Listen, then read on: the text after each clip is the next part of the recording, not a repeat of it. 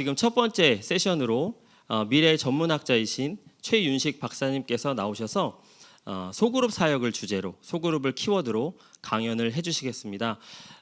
저희가 라인나우 미디어가 소그룹에 굉장히 마음을 가지고 미션을 가지고 하는 사역 단체이기 때문에 여기 오신 분들도 아마 소그룹에 대한 고민들, 우리가 앞으로 소그룹 사역을 어떻게 해야 될지 이런 부분들에 아마 관심이 많으실 거라고 생각을 합니다. 그래서 이 강연이 많이 도움이 되시기를 바라겠고요.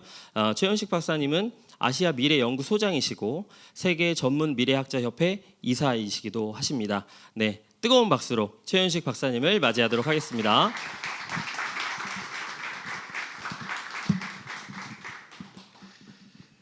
네, 반갑습니다. 방금 소개받은 최윤식 박사입니다. 그냥 제가 미래학자로서 소그룹이라는 것이 미래 교회에 있어서 어떤 의미가 있는지 제 나름대로 좀 생각하고 또 예측한 그 내용들을 좀 이야기를 해보도록 하겠습니다. 그리고 우리가 소그룹을 할 때 꼭 무엇이 좀 이 시대적인 결국은 소통이 굉장히 중요한데 우리가 무엇으로 소통을 해야 되느냐, 어떤 소통이 미래 혹은 미래 세대에 점점점 중요해지느냐, 뭐 이런 얘기를 그냥 제가 객관적으로 생각하는 이야기를 해보도록 하겠습니다. 그런 과정에서 미디어가 나온다. 그러면은 이해해 주시면 됩니다. 네. 자, 제가 이번에 이제 2050 한국교회 다시 일어선다라는 제가 책을 출간을 했습니다. 한국교회 미래를 지속적으로 예측하는 시나리오를 제가 발표하고 있는데요. 이 책에서 제가 2050년 한국의 또 다른 미래, 위기적 측면에서 얘기하면서 제가 이런 화두를 던졌습니다. 한국 사회가, 한국 교회가 가장 두려워해야 될 부분들은 2050년이 넘어가면 뭐 이슬람의 한국 사회 안에서 이슬람교가 증가하고 뭐 이런 게 아니라는 거죠. 가장 두려워해야 되는 것은 한국 사회가 무신론과 이단의 나라가 된다라는 겁니다. 제가 자료들을 통계청의 자료를 가지고 저희가 인공지능 빅데이터를 가지고 인공지능 딥러닝을 통해 가지고 몇 차례 시뮬레이션해서 예측한 결과입니다. 잘 좀 크네요. 잘 보이실지 모르겠지만 가장 지금 그 높은 그래프는 무신론입니다. 네, 한국 사회에서 무신론자. 그리고 중간에 있는 이 쭉 내려가는 것은 종교인입니다. 한국 사회 종교인 분포고요. 그리고 밑에는 기독교, 천주교, 불교, 이단 을 표시해 놨습니다. 보시면 알겠지만 뭐 결론으로 말씀을 드리면은요, 2050년이 되면 이단을 제외하고 기독교 내 이단을 제외하고 한국의 기독교는 이대로 가면 400만 정도로 줄어들고요. 이 중에서 가나안 성도, 제가 이제 이 책에서는 디지털 가나안 성도라고 얘기를 했는데요. 가나안 성도가 사실 20에서 한 29% 사이입니다. 현재로서 전체에서. 그 숫자를 빼면 실제로 교회 출석하는 사람들은 300만이 붕괴된다. 이렇게 예측을 했고요. 2067년이 되면 우리 기독교의 실제적인 출석하는 숫자는 이단의 총 숫자에게 추월을 당합니다. 네. 뭐 별로 놀라시질 않네요. 뭐 이미 알고 계신 듯. 네. 무신론자는 79.7%가 되고요. 2070년이 되면 이단 제외 가나안 을 포함해도, 이단은 제하고 가나안 성도까지도 포함해도 200만 대로 떨어집니다. 지금 기독교 그럼 상당수가 가나안 성도가 많기 때문에 실제 교회 출석하는 숫자는 훨씬 더 적겠죠. 그리고 무신론자는 80%를 넘어간다라는 게 제가 내린 시뮬레이션입니다. 정말 그럴까라는 이제 부분들을 좀 살펴봤는데요. 자, 이거는 갤럽에서 발표한 자료입니다. 61개국을 조사를 했습니다. 그래서 이런 질문들을 던졌어요. 신이 존재하냐, 사후세계를 믿느냐, 뭐 이런 천국을 믿느냐, 지옥을 믿느냐. 61개국 평균이 신이 존재한다라고 대답한 비율은 72%가 됩니다. 그런데 한국은, 파란색은 한국이거든요. 한국인을 물어봤더니 41%밖에 되지 않아요. 사후세계가 있냐라고 물어봤는데 61개국은 평균 57% 나오는데 한국은 35% 정도 됩니다. 그리고 천국이 있다 59%, 한국은 30%, 지옥이 있다 53%, 한국은 29%. 이게 어느 정도냐면 61개국 중에서 거의 꼴찌에 해당되는, 우리 뒤에가 일본 정도가 있을 정도로. 그래서 한국이 종교적인 특성도 일본화된다. 이렇게 이제 얘기할 수가 있겠죠. 자, 그런데 여기에 또 함정이 있습니다. 이게 이제 통계 함정인데요. 이건 평균치라는 거죠. 과거에 우리나라 이제 국회가 이제 형성이 되면 국회의원 재산 조사를 하잖아요. 그리고 이제 국회의원 이번 회기에 국회의원들의 평균 재산이 얼마냐 이걸 이제 나와요. 그런데 어떤 때는 굉장히 높게 나왔습니다. 그래서 국회의원들이 부자구나라고 했더니 들여다 보니까 우리나라의 어떤 회장님, 뭐 기업의 회장님이 국회의원 되시고, 뭐 이래서 한 두 분 들어가면 그분들의 재산이 막 조 단위가 넘으니까요. 그러면 수백억이 나옵니다. 평균의 함정이죠. 자, 이거는 제가 뭐냐면 이 41%도 실제가 아니라는 겁니다. 여기에는 한국 전체죠. 그러면 한국의 0세부터 100세까지의 종교성을 쭉 그 세대별로 보면 대체적으로 50대 이상이 굉장히 높아요. 실제적인 퍼센트도 그러고요. 왜 높으냐면 이 50대 이상은 6.25 전쟁 이후에 태어난 세대들이 상당히 많아요. 1차, 2차 베이비 세대. 그런데 이때는 종교심이 한국이 제가 이제 이 책에서 세 번째 부흥기 이렇게 얘기했거든요. 폭발적으로 양적으로 폭발적으로 늘어나는 시기예요. 그래서 이때 한국의 주일학교도 이때 1970년대 80년대가 최정점입니다. 왜냐하면 아이들이 폭발적으로 늘어났으니까. 그리고 그 아이들이 중고등학교 청년대학이 돼서 80년대 90년대 청년대학부가 정점을 찍습니다. 그리고 이분들이 쭉 와서 지금 50대 이상의 정점을 찍죠. 그러니까 이분들은 그 세대들 동시에 또 50이 넘으면 사람들이 종교심이 높아져요. 이제 50이 넘어가면 그때부터는 순서가 없어요. 그렇죠? 저도 사실 제가 굉장히 친하게 교류하는 사역자들이 제가 이제 저도 50을 넘어서 남성 갱년기에 지금 들어가 있는데 그런 분들이 저보다 먼저 천국에 가셨다는 소식을 들어요. 그리고 50 넘으면 이제는 인생관이 달라집니다. 여기 아직 50 안 되신 분들은 잘 모르시겠지만 여러분들도 달라집니다. 그때부터 이제 언제 죽을지 모른다. 뭐 이런 생각이 돼서 죽음에 대해 생각하고요, 천국에 대해 생각하고요. 그래서 그때부터 이 말은 뭐냐면 종교심이 다시 높아져요. 그래서 웬만하면 교회를 이탈하지 않습니다. 그 세대를 다 포함한 게 41%예요. 그러니까 이걸 평균으로 나누면 어떻게 돼요? 50대 미만은 이 41%, 35%, 30%, 29%가 안 된다 이 말이에요. 그래서 그냥 한 절반 정도 보시면 됩니다. 그래서 특별히 MZ 세대부터 다음 세대로 본다면 이 젊은 세대들을 30, 40 밑으로 본다면 신이 존재한다. 한국 20%, 사후세가 있다 17, 8%, 천국 있다 15%, 지옥 있다 15% 정도만 믿는다 이렇게 보시면 돼요. 심각하죠. 이 세대들이 쫙 올라옵니다. 그래서 이대로 가면 아까처럼 무신론자의 나라가 된다라는 거죠. 제가 이제 이 이야기를 해드리는 이유가 있습니다. 교회는 여러 측면으로 교회를 우리가 분류, 군집화를 시킬 수가 있는데 교회 사역을 나눌 때 우리가 가장 크게 나누면 어떤 그 모임의 규모로 보면 대그룹, 중그룹, 소그룹이 있습니다. 많은 분들이 질문을 합니다. 저한테 제가 이제 미래를 연구하고 한국교회 대안을 제시하고 그러니까요. 박사님, 소그룹, 중그룹, 대그룹 중에 어떤 게 가장 미래 사회에서 필요한 사역입니까? 어디에 집중해야 됩니까? 라는 질문을 제가 많이 받아요. 여러분은 어떻게 생각하십니까? 라인나인 미디어에서는 소그룹이 중요하다. 뭐 이렇게 이제 해야 되겠죠. 혹은 여러분 여기 오셨으니까 소그룹이 중요하다 이렇게 생각할 수가 있겠죠. 어떤 분들은 아니다, 중요하다. 예배가 중요한 거지. 예배가 전형적인 교회에서 가장 큰 대그룹 모임입니다. 예배라는 게. 그래서 예배에 목숨을 걸면 된다. 예배만 승리하면 된다. 그렇죠? 예배만 성공하면 된다. 라고 생각을 해요. 틀린 말은 아니에요. 그런데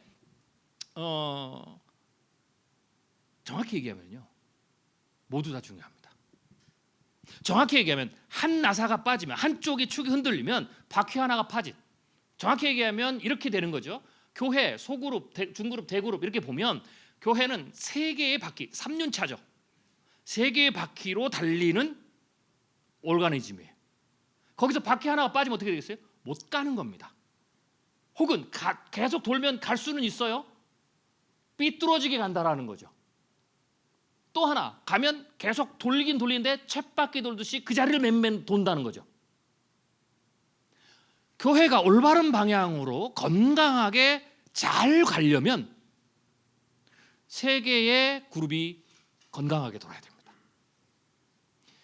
오늘 이제 소그룹 네, 사역이 중요하니까 제가 좀 소그룹 측면에서 말씀드릴게요. 소그룹이 빠지면 올바른 방향으로 못 가고 뱅뱅 돕니다. 세 바퀴가 중그룹, 대그룹도 다 없어. 예배도 무너지면 그건 그냥 죽은 거고요.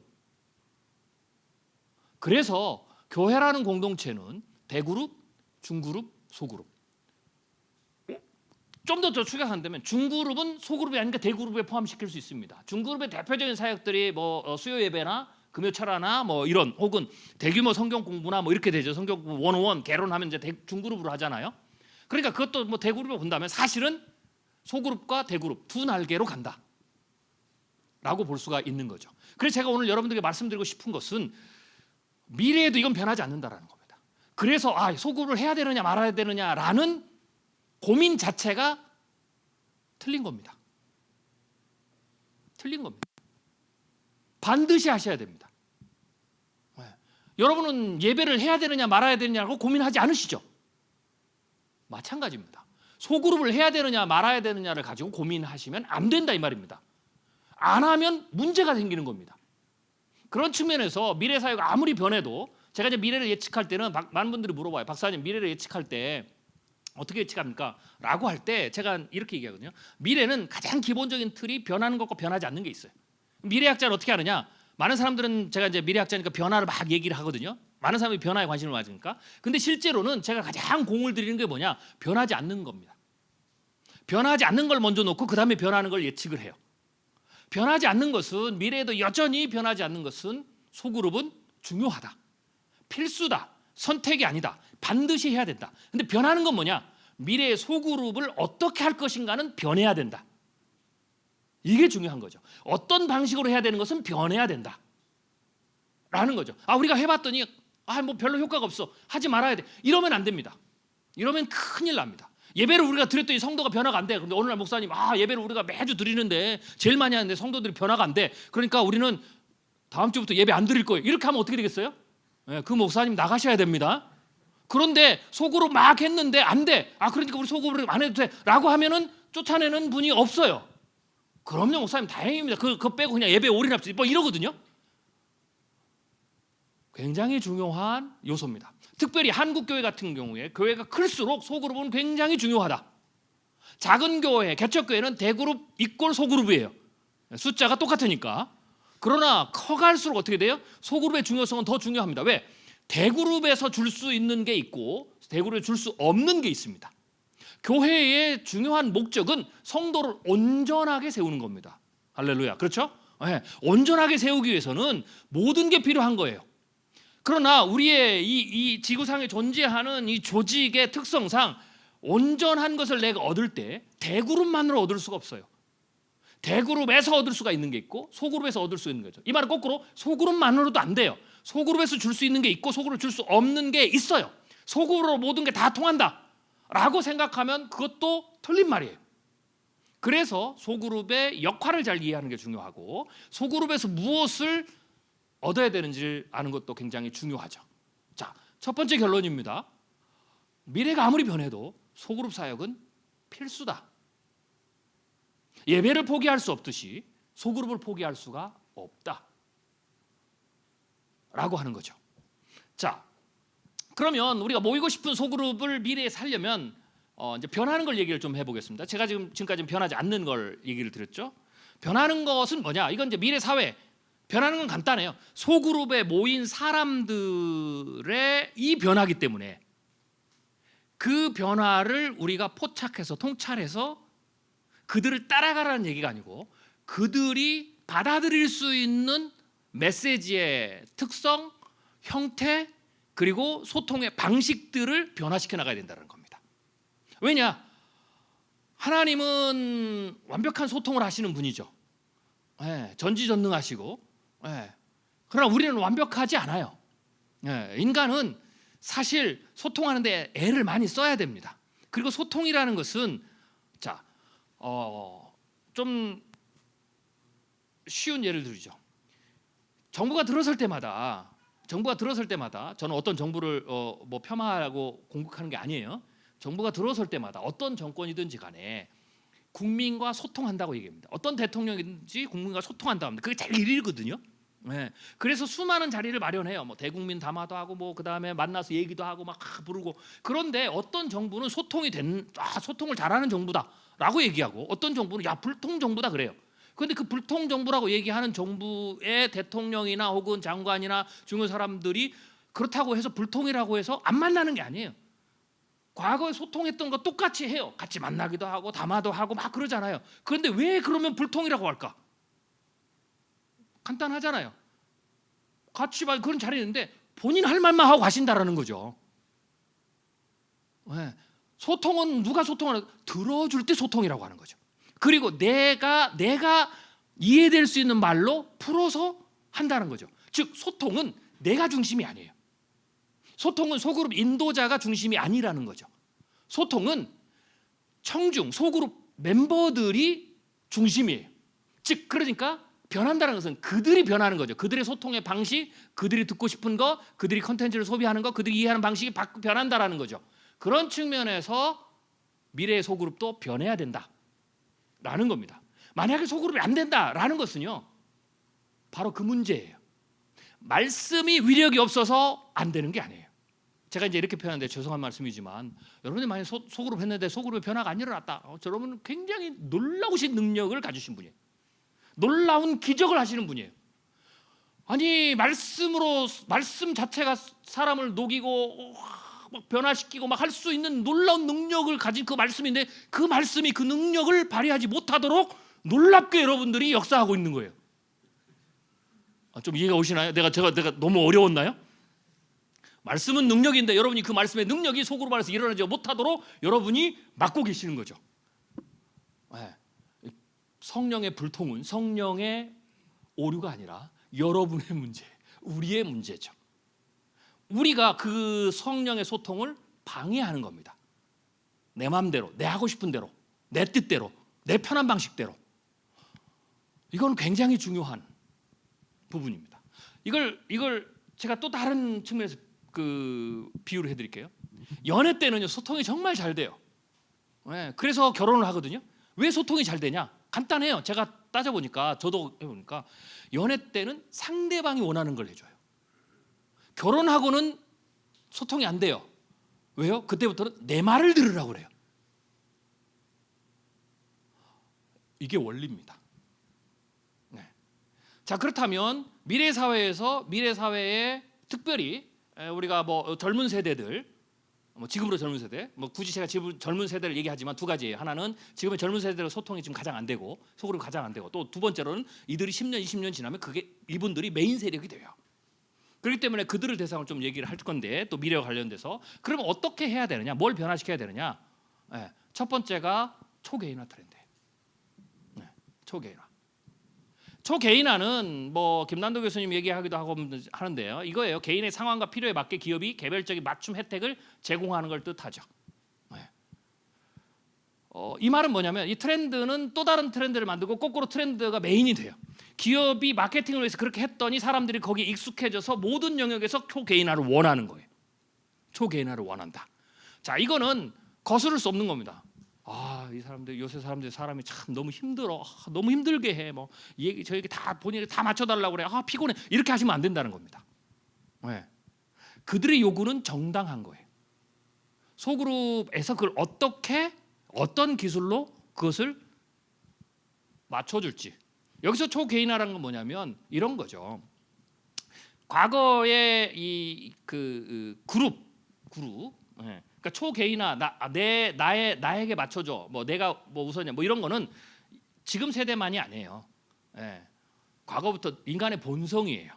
본성. 그래서 이제 소크라테스도 그랬어요. 이 세대 요새 젊은 애들 정말 버릇없다. 지 할 말 다 하고 지 요구만 하고 뭐 이런 똑같거든요. 그런데 이게 전체 시대 정신이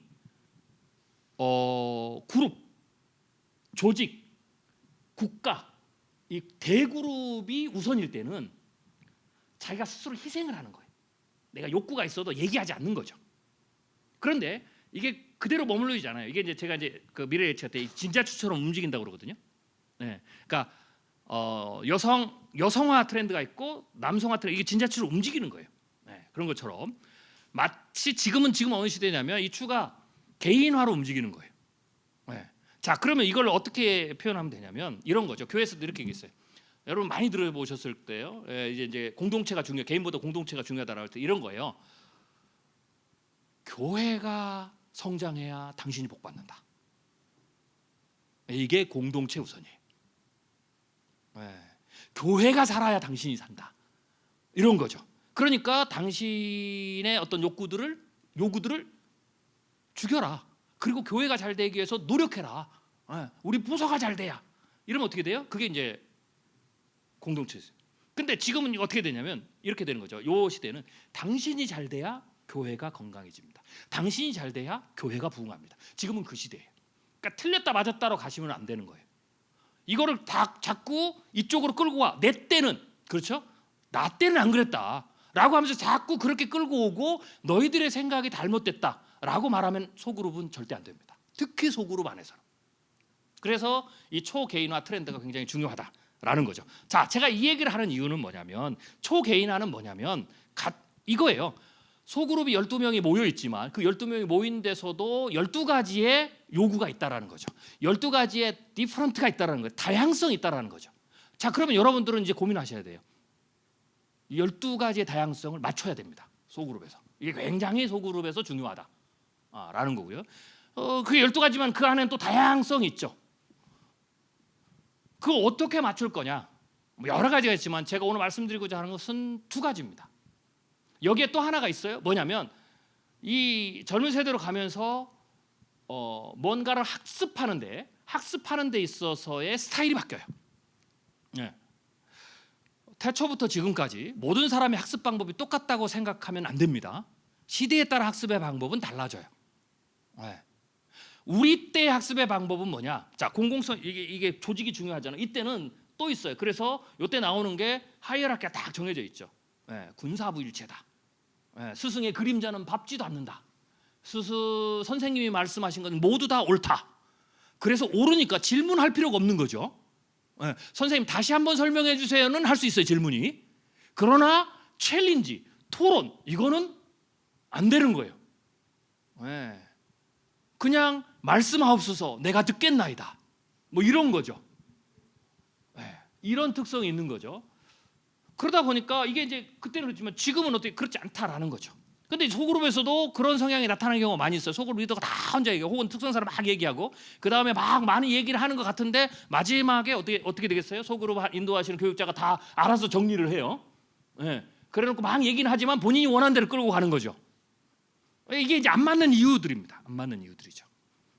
그리고 또 다른 학습이 뭐냐면 이게 넘어오면서 그 다음에는 이게 이제 제가 이제 기독교 선교 전략에서 굉장히 중요한데 제가 이 책에서 뭐라고 그랬냐면 제 1차, 2차, 3차 부흥기가 있어요. 죄송합니다. 자, 몇 시까지죠? 제가 시작하는 시간을 못 봐가지고 혹시 10분 남았나요? 큰일 났네. 1, 2, 3차 부흥기가 있는데 부흥기마다 굉장히 독특한 하나님이 이게 굉장히 중요합니다. 하나님은 2가지를 쓰셨어요. 제가 한국의 1, 2, 3차 부흥기를 분석해 봤어요. 하나는 말씀 그 자체. 말씀 그 자체. 이건 변하지 않아요. 그런데 하나님이 또 다른 것은 말씀을 딜리버리를 해야 되잖아요. 그렇죠? 딜리버리를 해야 되는데 그 딜리버리는 시대에 따라서 하나님이 기가 막히게 그때 주신 일반 은총, 일반 은혜를 쓰셨어요. 그러니까 어떻게 보면 하나님도 소통의 대가인 거죠. 메시지 자체는 변하지 않아요. 그러나 딜리버리의 방식은 늘 변했다. 부흥기 때마다. 그런데 우리는 거꾸로 하는 거죠. 메시지를 변화시키고 듣기 좋은, 청중이 듣기 좋은 메시지로 각색해서 혹은 가감해서 빼고 놓고 해서 소통은 내 맘대로 계속 안 바꾸고. 하나님은 반대로 하셨다라는 거죠. 자, 그래서 제가 분석을 했는데 3번째 이걸 말씀드릴게요. 다 할 수는 없고 3번째 부흥기가 우리나라가 1970년대 80년대부터 일어난 거예요. 이거 6.25 전후로 일어난 건데 2가지의 동력이 있어요. 첫 번째는 베이비붐 세대, 1, 2차 베이비붐 세대는 인구 증가. 2번째로는 경제 성장입니다. 한가기죠. 이 2가지가 굉장히 중요해요. 자, 그런데 하나 더 숨어 있는 게 있어요. 이 3번째 대부흥기의 가장 결정적인 계기가 되는 사건이 여러분 잘 아시죠? 빌리 그레함 전도 집회. 여기도 100만 명씩 모였죠. 자, 이 빌리 그레함 목사님은 이제 돌아가셨는데 이분은 굉장히 중요한 사회였어요. 한국에서만 한 게 아니라 이분이 갑자기 한국에 와서 한국에서 뜬 라이징 스타가 아니라 빌리 그레함 목사님은 미국에서 영적 대각성 운동을 일으켰던 단계가 있는데 그분 중에 하나예요. 두 분이 그 시대에 미국의 영적 대각성을 이루는데 한 분이 빌리그램, 한 분이 순복음 계열의 목사님이었어요. 그 순복음 계열의 목사님은 순복음 오순절 성령 운동을 했고 빌리그램 목사님은 이 전도 집회, 메시지 이걸 했거든요. 근데 이 빌리그램 목사님이 메시지, 타협하지 않는 메시지, 구원의 복음을 전했지만 굉장히 여러분 눈여겨보셔야 될 게 그분이 미디어를 탁월하게 쓰신 분이에요. 미디어를 보시면 알지만 한국이 언제 예를 들면은 교회 안에 TV가 들어온 것부터 위성 방송부터 시작해가지고 이게 그때 들어온 거죠. 이분이 미국에서는 미디어를 통해서 라디오 방송이나 TV나 이런 거 굉장히 탁월하게 잘 쓰신 분입니다. 전도 전략에서 1, 2차도 마찬가지였어요. 제가 이 말은 뭐냐면 그 시대의 미디어를 주목해야 되는데 그게 왜 필요하냐면 그게 그 시대의 사람들의 새로운 소통 방식이에요. 우리는 라디오 미디어 세대에서 TV라는 동영상 움직이는 그것도 흑백에서 컬러로 넘어가는 이런 이게 소통의 방식이거든요. 자, 그러면 제가 던지는 질문은 이 지금 세대의 앞으로 세대 소통의 방식은 뭐냐라는 거죠.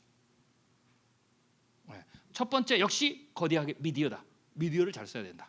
두 번째로는 유튜브의 어떤 형식이 즉 유튜브는 그냥 플랫폼이고 유튜브라는 이름을 빼면 다양한 수많은 카테고리 수많은 주제를 가진 어떤 그 영상으로 학습하는 이 부분이 지금 세대의 굉장히 중요한 학습 방식이라는 거죠. 뭔가를 배우는데 물론 그 안에는 좋은 컨텐츠고 좋지 않은 컨텐츠도 있지만 중요한 특성이 그렇다라는 거죠. 거기에 핵심은 다양성이에요. 그 다양성은 디테일하다는 거죠.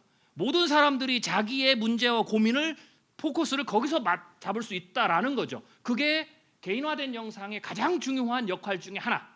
이 흐름은 미래에도 지속된다. 이게 미래에 어떻게 되느냐? 그 미디어의 형식이 홀로그램으로 가느냐, 버추얼 리얼리티로 가느냐 하는 특성이죠. 그래서 이 부분들은 초개인화 트렌드가 나오기 전에 이미 시작된 거예요. 그러니까 시그널이라는 거죠. 읽을 줄 아셔야 돼요. 그리고 또 하나는 아까도 말씀드렸죠. 초개인화를 맞추려면 리더가 다 모릅니다. 어떻게 다 하시겠어요? 그래서 이러한 부분에 어떤 그 컨텐츠들을 잘 활용하시는 게 굉장히 유리하고 필수적이다 라고 봐야 되는 거고 또 하나 좀 더 간다면 사람들은 이제 그것을 미리 보고 학습하죠. 자, 이게 되면서 이제 어떤 게 나왔습니까? 거꾸로 학습이라는 게 나왔죠. 이 거꾸로 학습이라는 게 사회에서도 학교에서도 가거든요. 학습 방법이 바뀌는 거예요. 스승의 그림자도 밟지 않을 때는 말씀만 하셨을 때는 거꾸로 학습 필요 없어요. 그냥 거기서 들어야 돼요. 그리고 가서 복습해야 돼요. 근데 이제는 밖에 컨텐츠가 많이 있어요. 자기 스타일에 맞게 여러 측면에 그걸 보고 와서 이제는 어떻게 됩니까? 학교에서 공부를 하죠. 이미 앞서가는 선진국들은 학습 방법이 그렇게 바뀌었어요. 바뀐 이유는 그러한 환경이 돼 있기 때문에. 사실 그러면 실제로는 그게 훨씬 더 효과적인 방법이에요. 그러니까 학습 방법이 바뀐다라는 것은 그냥 단순히 학습만 바뀌는 게 아니고 사람들의 지적인 향상의 속도가 빨라진다라는 거죠. 그래서 제가 미래사회는 사람들이 학습의 속도가 훨씬 더 빨라진다. 이걸 어떻게 할 수 있냐면 제가 이제 이래 봬도 애가 넷이거든요. 더 충격적이고 놀라운 사실은 아들만 넷이에요. 아들 둘을 낳고 딸 낳보다가 아들 쌍둥이를 하나님 주시는 바람에 아들 쌍둥이다 딱 하나님 주시는 바람에 아들만 넷인데 제가 아이를 키워보면서 이제 애가 많잖아요. 그래서 고민을 했어요. 제 와이프하고 도대체 이 애들을 사교육을 어떻게 시켜야 되냐. 이거 장난이 아니잖아요. 그래서 저희가 전략을 세웠어요. 우리 전략은 뭐냐? 한 사람한테 올인을 하자. 그래서 큰아들한테 몰빵을 했어요. 그리고 네가 동생들을 가르쳐라. 저의 전략이 꽤 잘 들어맞았습니다. 큰애가 공부를 꽤 잘했거든요. 자, 그런데 저희 아내가 이제 그걸 맡아가지고 초등학교 때부터 이제 막 미리 연습을 해가지고 가르치는 거예요. 선생님이 돼서. 그런데요, 초등학교 6학년 되고 포기를 했어요. 그 다음부터는 모르겠다라는 거예요. 중학교 때. 왜? 뭐 중학교가 뭐 어렵냐? 그래서 제가 들여다봤는데요. 중학교, 고등학교 때 나오는 거 보니까 제가 어렸을 때 제가 학창 대학교 때 거 지금 고등학교 때 배우고요. 고등학교 때 배웠던 거 중학교 때 배우고 이러더라고요. 중학교 때 배우고 초등학교 때 배우고. 왜 그렇게 될까? 애들이 똑똑해서? 아니에요. 학습의 속도가 기술적 발달에 의해서 학습 방식에서 높아졌기 때문에 미래는 더 그렇게 된다라는 거죠. 그러면 여러분들이 거꾸로 생각하셔야 돼요. 소그룹에 오신 분들은 소그룹 리더보다 목사님이나 전사님이나 리더보다 똑똑해요. 수준이 높다라는 거죠. 그래서 여러분이 섣불리 가르치면 낭패 봅니다. 두 번째, 이분들이 요구가 다양해요. 고민이 다양하다는 거. 내가 말씀을 통해서 풀어야 돼. 뭘 해달라는 게 아니고, 뭘 밥을 사달라, 편하게 해달라, 짧게 끝. 이 요구가 아니고, 자기들이 말씀으로 치유받고 해결받고자 하는 욕구가, 그 요소가 굉장히 다양하다라는 거죠. 그런데 우리는 어떻게 돼요? 여전히 원어원이에요. 네. 내가 지금 경제적 문제가 있는데도 불구하고 제자훈련하고 뭐 속으로 하면 어떻게 돼요? 그냥 교제대로 원어원, 구원이라 뭐 이렇게 가는 거죠. 그러니까 이분들의 특성은 이게 굉장히 중요한 특색인데요. 초고령화가 되고 하면서 우리나라 또 다른 특색이 있어요. 일본은 가성비가 있죠. 우리나라 가성비가 트렌드죠. 일본은 가성비를 넘어서 어떤 거 아세요? 시성비라는 게 생겼어요. 시성비가 뭔지 처음 들으시죠? 시성비가 뭐냐면 가성비는 가격 대비잖아요. 가격이 좋아요. 시성비는 시간 대비, 시간의 효율성. 왜냐하면 자기의 어떤 자기 개발 욕구가 확 올라오죠. 자, 다양성이 높아지는 건 자기 개발 욕구가 높아진다는 거예요. 네. 이 말을 거꾸로 보면 교회에서 내가 오면 은혜를 내가 받아야 된다는 욕구가 커진다는 거 잘 하셔야 돼요. 이게 긍정적인 거예요. 내가 살아야 되겠다. 내가 변화해야 되겠다. 네. 교회는 둘째 치고 뭐 이거 내가 살아야 되겠다라는. 그러면 그 욕구를 가지고 대예배도 나오고 중그룹도 나오고 소그룹도 나오는 거죠. 자, 그런데 갔는데 이게 안 돼요. 여전히 소그룹은 원오원. 나는 지금 일단 이 문제를 풀고 경제 문제를 풀고 취업 문제를 풀고 뭐 풀고 그 다음에 말씀으로 다시 이래야 되는데 중요한 것은 예수님은 그러셨습니다. 우물가의 여인에 가서 사형리를 들어보셨습니까? 죄송합니다. CCC 주신 계시면 이렇게 예수님이 접근하지 않으셨다라는 거예요. 제가 어린이 사역을 오래 했는데요. 뭐 색깔 있는 그림책이 있어요. 그 검은색이 뭔지 알면 이렇지 않으셨단 말이죠. 네. 우물가 여인의 실제적인 현실의 고민을 얘기하고 그 문제에 대한 답을 풀고 영원히 목마르다는 생명수로 들어갔죠. 이게 예수님 그렇게 하시면 예수님 이렇게 하시죠. 너희도 가서 이와 같이 하라. 이게 이 개인화가 드러나지 않을 때는 이게 상관없습니다. 이제는 그게 드러난다. 라는 부분들이죠. 자, 그러면 이제 이게 아까 있듯이 그런 미디어를 사용하는 것이 훨씬 더 효과적이고 또 소그룹의 방식은 그것을 미리 학습해서 들어와서 자기 한번 생각해보고 와서 전체를 아우러주는 그런 어떤 소그룹이 되어야 된다. 그런 측면에서 저는 미디어 사역은 굉장히 중요하다. 그런데 하나 더 제가 right now 미디어 단위 사역에게 제가 챌린지를 해드린다면 5분. 네, 계속 5분이라 제가 헷갈리네요. 네, 알겠습니다. 5분. 네, 챌린지를 해드린다면 역시 이 선교 단체도 미디어의 변화, 이 변화들 그게 이제 뭐냐면 제가 얘기하는 게 초기나 두 번째 또 중요한 게 인공지능이라는 거죠. 네. 그래서 이 초개인화를 맞추는 굉장히 중요한 트렌드가 미디어가 다양화를 시키니까 그 학습 방법 거기에 따른 변화 그리고 생성형 인공지능이 나오면서 거기에서 굉장히 많은 어떤 그 흐름들 그리고 또 이게 또 사실 이 right now 사역의 플랫폼과 연결돼서 또 가야 되겠죠. 그러니까 이런 흐름들이 우리에게 중요하다. 예를 들면 제가 생성형 인공지능을 하나 말씀을 드리면 여러분이 생각해왔던 것보다 이건 미래가 아니고요. 굉장히 탁월합니다. 제가 이제 몇 주 이제 좀 12월에 뭐 우리나라 최대 가장 큰 교단 중에 한 신학교의 이제 교수님들 쭉 가서 제가 세미나 하는데 거기 가서 제가 이제 뭘 얘기하냐면 제가 이제 하나 샘플을 만들었어요.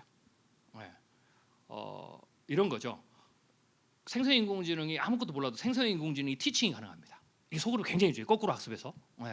제가 테스트 해봤어요. 나는 조직신학, 나는 성경신학, 조직신학에 나는 문외한이다. 아주 초보자다. 그런데 나는 조직신학에서 성경의 실론을 공부하고 싶다. 네가 최고의 교사가 돼서 나를 가르쳐라. 처음부터. 그럼 뭐부터 가르칠래? 물어보면 얘가 쫙 얘기를 해요. 그럼 내가 질문을 하잖아요. 피드백을 해줘요. 나는 그 실론에서 얘기 쭉 나오면 나는 그 삼위일체에 대해서 너하고 토론하고 싶다. 그러면 얘가 쭉 설명하고 질문을 던지고 토론을 해요. 그러면서 하나하나 배워가죠. 이 말은 뭐냐면 이제는 인공지능의 시대는 유튜브를 또 뛰어넘어서 그것과 동일하게 이제 텍스트 베이스에서 이 소그룹의 참여자들이 얼마든지 뭐 내가 조시를 문외하도 역사시를 문외하도 성경시를 문외한이라도 내가 이미 그걸 통해서 이미 학습을 꽤 높은 수준을 하고 온다라는 거죠. 그게 그런 측면에서 소그룹에서 하나의 도구가 될 수도 있고 동시에 그것이 이러한 기존의 미디어와 연결되면서 또 다른 임팩트를 낼 수가 있는 거죠. 자, 이런 것들이 변화되는 부분이다. 다시 말씀드리면 소그룹은 반드시 필요하다. 이거는 예배가 해야 되느냐 말아야 되느냐의 선택의 여지가 아니듯이 소그룹을 해야 되느냐 말느냐의 선택의 여지는 절대 아니다. 왜냐하면 소그룹은 굉장히 중요한 특색이 있어요. 자, 제가 쭉 넘어가고요. 요거만 좀 설명을 드릴게요. 자, 소그룹은 기본적으로 교회가 아니더라도요. 가장 중요한 게 팀워크, 협업, 집단적 문제 해결 능력 강화가 소그룹의 기본적인 특색이에요. 근데 이제 저는 좀 안타까운 게 소그룹에서 저런 게 하나도 안 나와요. 소그룹은 그냥 내가 말씀을 배운 또 다른 플랫폼 이렇게 생각하는데 그렇지 않다는 거죠. 소그룹을 잘 하시는 데는 소그룹만이 낼 수 있는, 소그룹이기 때문에 구조적으로 반드시 낼 수 있는 기본적인 잠재력이 있어요. 그런 부분들을 좀 살리셨으면 좋겠고, 이게 성경 공부에도 똑같이 적용된다. 단점도 있죠, 소그룹에서. 근데 소그룹을 보시면 이 장점보다는 단점이 좀 있는, 뭐 대표적으로 시간의 소모, 그 다음에 소수 의견의 소외, 그리고 뭐 이제 무임승차, 그렇죠? 그냥 조용히 지내다가 그냥 넘어가는 뭐 이런 거. 요 단점이 오히려 부각되는 거죠. 근데 이 단점들이 왜 그러냐면 아까 했던 소통의 방식, 그 흐름들, 이 부분들을 잘 사용하지 못할 때 전형적으로 나타난다라고 보시면 됩니다. 자, 그리고 마지막으로 말씀드리면 미래 사회에서 왜 소그룹 또 중요하느냐? 사람과 사람의 관계가 미래 사회가 좀 독특해져요. 그게 뭐냐면 이런 거예요. 하이테크 하이터치인데, 그러니까 기술이 막 고도로 발달을 해요. 그래서 사람과 사람 대면이 멀어져요. 왜냐면 대면하지 않고도. 요새는 여러분들 가시면 커피숍에서나 혹은 식당에 가면 흔히 보시죠. 연인 둘이 앉아가지고 분명히 둘이 앉아 있는데 둘이 막 카톡하고 앉아 있고, 그리고 가족이 앉아서 식사하는데 네 명이 다 카톡하고 앉아 있고, 대화도 그걸 가고. 요새 또 젊은 애들은 폰 포비아 그래서 전화하면 막 깜짝깜짝 놀래잖아요. 카톡으로. 그러니까 연인 둘이 앉아도 커피숍에서 카톡으로 서로 대화하고 있고, 뭐 이런 거예요. 그래서 이게 이제 어떤 거냐면 그게 반대급부가 사람을 만나는 걸 갈망해요. 그래서 히트치는 것은 디지털과 아날로그를 잘 섞은 게 히트치는 거예요. 모두 다 디지털로 가야 된다. 속으로 때리니까 모두 다 디지털로 가야 된다. 모두 다 VR로 가야 된다. 아니에요. 사람은 만나고 싶은 게 있죠. 그래서 사람과 사람과 갈망을 해요. 근데 문제는 뭐냐면 동시에 불편해요. 이게 두 가지가 공존하는 이 관계가 미래의 사람과 사람의 관계입니다. 이 부분을 어떻게 돼요? 소그룹에서 해결해 줘야 된다는 거죠. 소그룹에서 해결해 줄 수 있다라는 거죠. 자, 그래서 정리해 보겠습니다. 제가 시간을 너무 많이 썼는데요. 소그룹은 선택의 문제는 아니다.